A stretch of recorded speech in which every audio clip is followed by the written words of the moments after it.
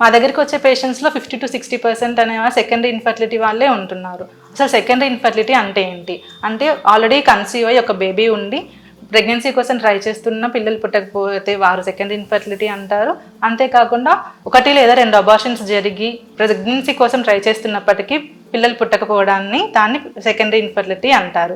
అసలు ఇది ఎందుకు ఇంక్రీజ్ అవుతూ ఉంది అనే విషయం తెలుసుకోవాలి అంటే, ఆల్రెడీ ఒక బేబీ పుట్టింది అనుకోండి న్యాచురల్గా, వాళ్ళు ఏమనుకుంటారంటే సెకండ్ టైం కూడా న్యాచురల్గానే అవుతుంది అని వెయిట్ చేస్తూ ఉంటారు. మనకు ఆల్రెడీ అయ్యింది కదా ఎందుకు అవ్వదు చూద్దామని అలా కొన్ని ఇయర్స్ వరకు వాళ్ళు ట్రై చేస్తూ ఉంటారు గైనకాలజిస్ట్ని కన్సల్ట్ అవ్వకుండా. దానివల్ల ఈ సెకండరీ ఇన్ఫర్టిలిటీ రేట్ అనేది పెరుగుతూ ఉంది. దీని అవేర్నెస్ లేకపోవడం వలన, డాక్టర్ని కన్సల్ట్ అవ్వకుండా వాళ్ళు వెయిట్ చేస్తూ ఉండడం వలన ఇది ఇంక్రీజ్ అవుతూ ఉంది. ఫస్ట్ ప్రెగ్నెన్సీలో ఏంటంటే వాళ్ళు త్వరగా కన్సీవ్ అవుతారు. 20 years, 25, 26 ఆ ఏజ్లో కన్సీవ్ అవ్వడం వలన ఎగ్స్ సంఖ్య ఎక్కువగా ఉంటుంది. సో ఎగ్ క్వాలిటీ ఎక్కువగా ఉంటుంది.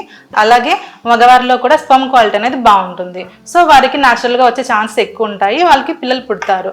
అదే సెకండ్ టైం కోసం వెయిట్ చేసేవారు ఏంటంటే, ఎక్కువగా వెయిట్ చేయడం వలన వాళ్ళ ఏజ్ 30, above 30, 35 అలా అవ్వడం వలన ఎగ్స్ క్వాంటిటీ అనేది తగ్గుతుంది. అంతేకాకుండా క్వాలిటీ కూడా తగ్గిపోతుంది.